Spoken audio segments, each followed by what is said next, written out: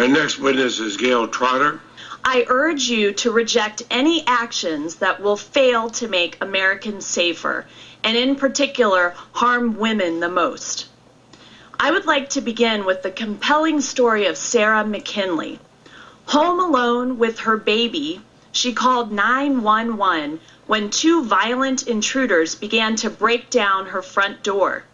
These men were forcing their way into her home to steal the prescription medication of her recently deceased husband. Before police could arrive, while Ms. McKinley was still on the phone with 911, these violent intruders broke down her door. One of the men had a foot-long hunting knife. As the intruders forced their way into her home, Ms. McKinley fired her weapon, fatally wounding one of the violent attackers. The other fled. Later, Ms. McKinley explained, "It was either going to be him or my son, and it wasn't going to be my son." Guns make women safer. Over 90% of violent crimes occur without a firearm, which makes guns the great equalizer for women. The vast majority of violent criminals use their size and their physical strength to prey on women who are at a severe disadvantage. In a violent confrontation, guns reverse the balance of power. And Ms. Trotter, quick question. Sarah McKinley, in defending her home, used a Remington 870 Express 12-gauge shotgun that would not be banned under the statute, correct?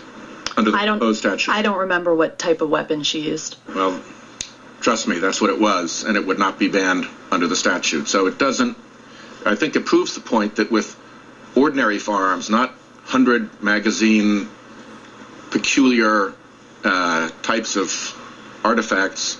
I think you can understand that as a woman, I think it's very important not to place undue burdens on our Second Amendment right to choose to defend ourselves. Oh, I don't know what weapon she used. My point is that the example you used is one that would not bear in argument against the proposal that is before us, because that Remington 870 Express is a weapon that would be perfectly allowed. So would it have been unreasonable for her to use a different gun to protect her child?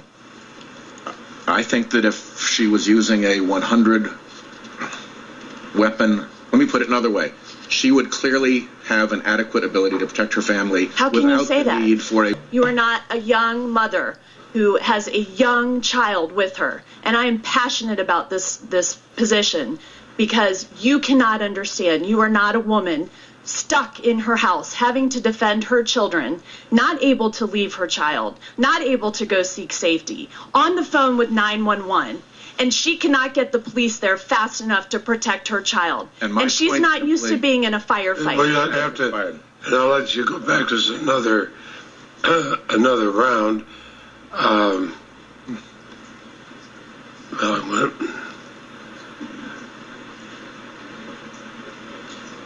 There are a number of things I could say as a gun owner, but I will